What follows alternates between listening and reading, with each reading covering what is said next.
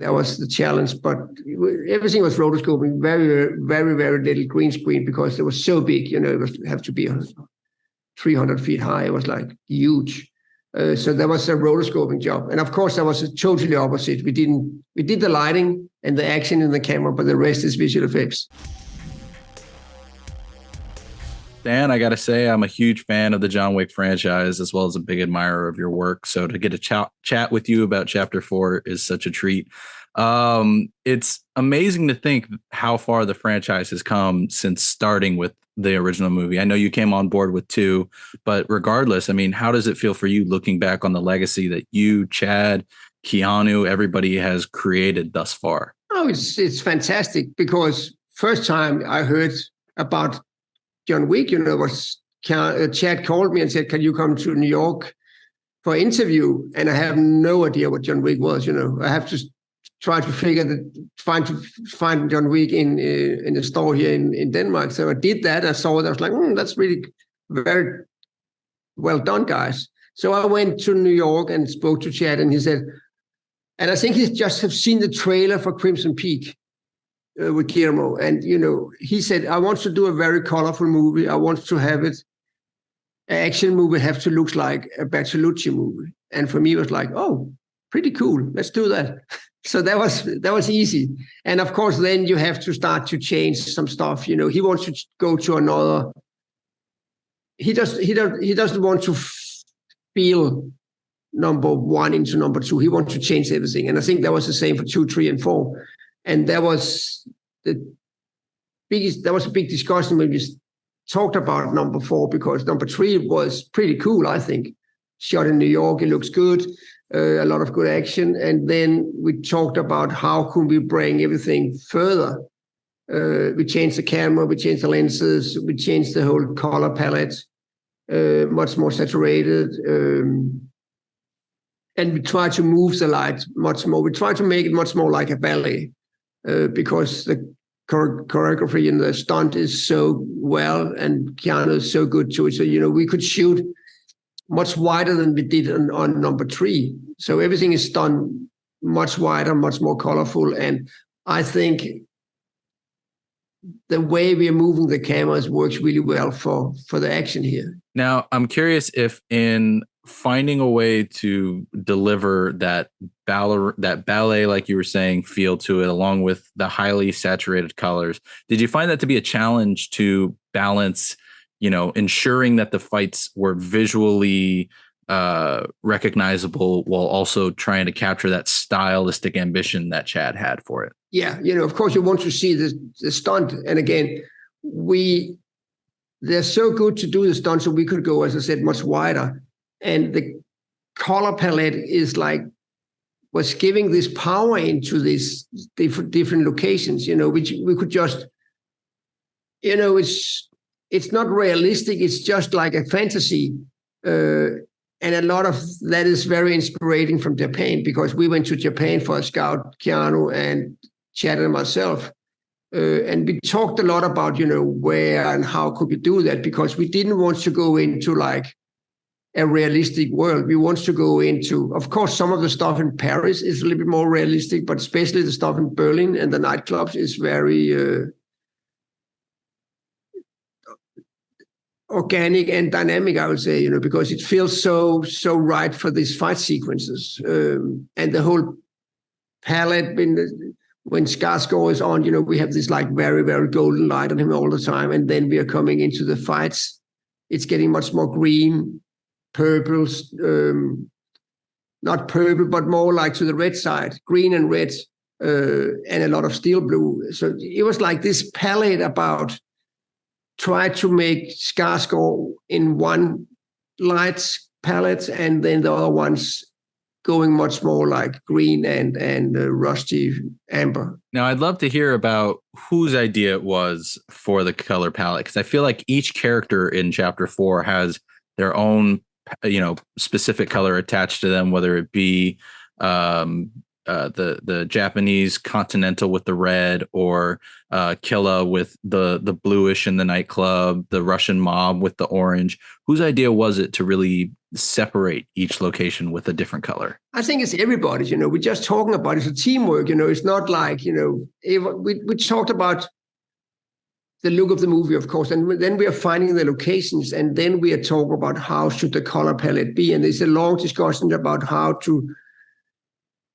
It's a collaboration between Chad, production designer, myself, and it's a teamwork. And of course, we have a lot of reference in the beginning. A lot of stills from all over the world. This looks good. This looks good. And we just use that as inspiration. But the color palette was coming together when we find our locations. And of course, there is some.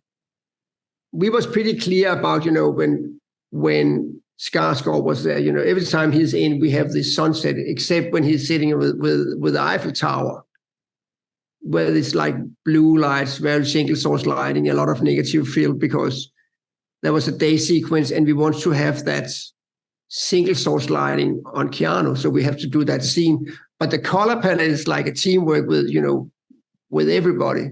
With the creative team, head of departments. And I think that is the beauty of making those movies, because it's not like me or them or who.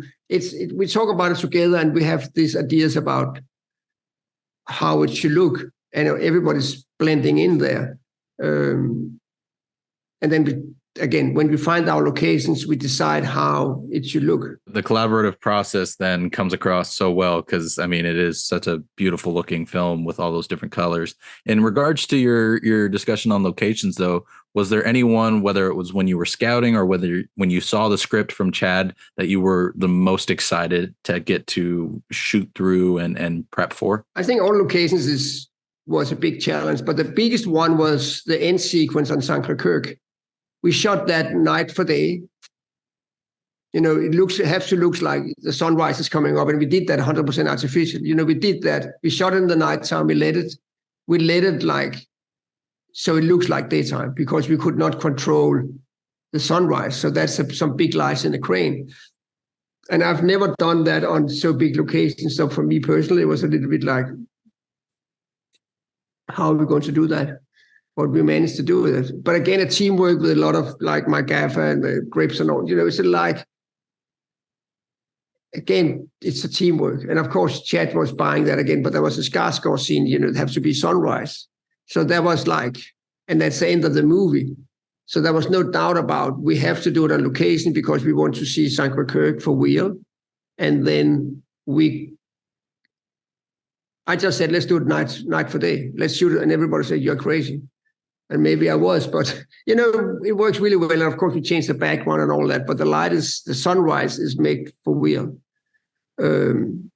So that was great. It looks incredible, for sure. I love that scene. And one of my favorite shots in that scene that I'd love to hear about from you is the shot of Keanu right before he. Right in the middle of the duel, when he's looking right towards the camera and you see the sunrise right behind him. It's such a powerful hero moment for him. It almost feels like a better send off than him falling down the stairs. But when you were shooting that sequence, what was going through your mind, knowing that you had helped this character along this journey for the past few films? No, for me, it's just like, I want to support the movie. I want to do it as good as I can. It's not like, I don't think about me at all there. I'm just thinking about the movie, how we can manage to do that scene so it looks right. It's not like, again, I'm a team player, it's not like, oh, I did it, da, da, da. I just like, we did it together. We did a great movie. And it's that point, again, you're shooting that in the middle of the night. You have some backlight and you're going to put, of course, the sun in there. It's a lot of imagination how it's going to look like in the end. And I think that is one of the challenges, to have these ideas and it looks great in the end. It's great. Again, I love that you have that team mentality then, because everybody puts in their ideas so well. One of my favorite sequences in this movie too is one that I loved hearing Chad pull inspiration from, was the Hotline Miami-like sequence of shooting top down as John runs through that abandoned building, taking everybody out with the fire shotgun. Can you walk me through some of the technical challenges of helping reach Chad's ambitions for how insane that sequence was? Yeah, the biggest challenge was, he wants to have a very, very big apartment. So we built it in the studio, and the studio was too small. We didn't have space outside the window, so that was a that was the biggest challenge. And of course, the choreograph with the fights and the camera have to be synchronized, and the light as well. Those three things. You cannot have the cue from the light have to follow the camera and the actors. So the actors have to. It's like a triangle where everybody have to follow each other. But again, Keanu is so precise. So it's not a big deal. Because he's rehearsing it 3 or 4 or 5 times. We did a walkthrough, moved the camera in the spider cam, and then we walked away. And the stunt people was making a lot of rehearsals, of course, and we came back in the weekend to do the pre-light. And then we decide how precise, where should the cues be, because we can change the lighting cue, of course. So the cue is correct comparing to the action. But the biggest challenge was, there was no space. It was a huge apartment in a big studio, but it was too small. But again, the choreographer between those the camera, the lighting cue, and the actors is, of course, they have to be correct and precise. But again, like a ballet, they have to be there when the light is coming on, or the light have to come on when the light is follow the actors, of course. So it was a challenge, but it was cool. With that extensive rehearsal period and coordination with one another, how many takes did it take to get the final version of it? Was it a small amount, or did it take quite a few to try and get it? I think it was normally I don't remember, but it was not like you did 60 takes. It was I think it was 10 or something like that. It was pretty big, maybe less actually, because it's so tough for the actors to do that. So you cannot keep going and go and go. You have to be prepared for take number 3 should be, or maybe number 1 have to be perfect, because it's so tough. And Keanu Reeves is not a young kid anymore, but he's fantastic. So, everybody has to be prepared to do the first take perfect. And I think that is, and everybody knows that. So that's everybody, the whole technical crew is so much on the beat, because, when Keanu is running out of speed, he's running out of speed. You cannot, let's do it again because the camera fucked it up or whatever, excuse me. So, it was not a lot of takes. It's never a lot of takes, because it's so tough for him to do it, and he's doing it so great. So you better be ready. Well, so I don't think it was a lot of takes. I think it was maybe, I don't remember, but pretty few. That shows the dedication that Keanu and everybody else has on this team. Yeah. Now, one of the things too that's really cool about that sequence is his weapon that creates these very fiery shots and an occasional explosion and whatnot. And that, of course, factors into then the lighting of the scene and the feel of it. How much of that was done practically on the set versus how much of that was done post? And how did you keep that in mind while shooting it? Of course, all the fire, not all the fire, there was some fires, the explosion there was explosion at the set, but they're making it bigger in the visual effects. But, the interactive lighting is coming from the guns and coming from the fires. And we have, because the gun was so big, so we have some lights, interactive lights, so that's spilling into the rooms. And all that's important for the visual effects people to work on that. But, all the practical lighting that hitting the actors is done in camera. Of course, the explosion and the shooting and muzzle flash and all that is done in post, because you cannot, it's so dangerous. So you don't want to hurt anybody. But all the lights, the lights that are coming in and out and the light that's moving is done practical. We try to do as much practical as we can, because we think it's the best way to do it. That is the best way to do it, truly, especially with a movie like this, where you come for the grounded action. And I think I've got a few more questions left. So Another sequence I wanted to highlight was the Arc de Triomphe sequence, which is such a fast-paced sequence, cars whizzing by and everything. Obviously, you can't have that level of practicality there, but So that's I'm the opposite way. That's 100% the opposite. So what were some of the challenges then in for you, working with the other teams to really ensure that the lighting and the mood felt like there were a million cars whizzing by and still capturing all of the action that's happening in the midst of it? We shot that on airfield in Berlin. And of course, it's a lot of cranes, a lot of lights. We can change in colors and direction and all that. And then there's a lot of interactive lighting as well, like lights from cars, So they're coming a car there, so we are gaining the headlights. Again, it's very low practical, but when the car is passing, we just have to hit Keanu with a park can or something like that, to feel we have a car. But everything was shot against black, there was and then visual effects people was putting Paris in there. And of course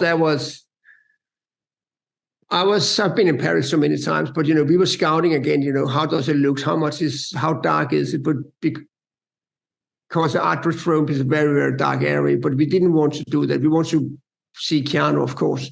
So, it's a little bit of cheating a little bit, because we want to have it, you want to feel you're there, but you have to see Keanu. And I think that was the challenge. But everything was rotoscoping, very, very, very little green screen, because it was so big. It was have to be 300 feet high. It was huge. So that was a rotoscoping job. And of course, that was totally opposite. We did the lighting and the action in the camera, but the rest is visual effects. And that did a really, really good job there. It looks great. It really does. And so with your background, I mean, you have a nice blend of visual effects heavy projects like Crimson Peak, like you mentioned earlier, as well as more grounded efforts like the John Wick franchise. Do you ever feel like you gravitate towards one or the other when it comes to projects approached to you, which you would prefer to help shoot? No, for me, is the director the most important thing. I just want to work together with the directors. We have the same. Of course, I want to do some cool stories, but the director's take on how he wants to do his movies or she's movies, it's very important for me. I think it's, again, because it's so much teamwork, you need to be a part of that from day number one. You need to help the director to tell the story as much as they can. We just have to find the right way to do it. And of course, that's a lot of discussions. Normally, you just figure out what is the story, how do you want to do it? Because there's always a lot of different ways to do a movie. And again, the directors have them move in their head for a long, long time. I'm just coming in there and say hello. But again, for me, it's just how does it have to look? What are we going to do? What are you thinking about? And then I'm supporting that. And again, but I think as much as you could do in the camera, it's better this, because I think it feels better for actors, for everybody. It feels more real. But sometimes you're working on big effects movie, and when you see it, it's like, wow, this is fantastic. So it's but I think doing as much in camera as possible is old-fashioned, is great. I couldn't agree more. And one other sequence I wanted to highlight from that perspective was John falling down those stairs leading up to the Sacré-Cœur. What was going through your mind helping, when Chad and them were approached you with this and trying to visualize how to piece this all together? It was a big, big lighting setup, because it's it's 500 steps, it's a week. And it's a very, very narrow area in Paris. And on the one side, you have a park. You cannot touch that at all. So, and then the other side, you have big buildings. And there's no space for condors. It's a pretty tricky place to shoot. So you have to go up to every single apartment and say, can we put a 10K there? Can we open your balcony? So practically it was when I saw it first, I think this is great. But then we start to pre-light. I was like, how are we going to do this? Because it was so huge, and when you're doing this kind of stunt sequences, you have to follow the stunt. So you have to turn around all the time. You cannot shoot down the whole night and then the next night shoot up, because the stunt have to match. So you're turning around a lot. And of course, have to be fast and practical. So it's, again, a lot of lights on balconies, and then just do it.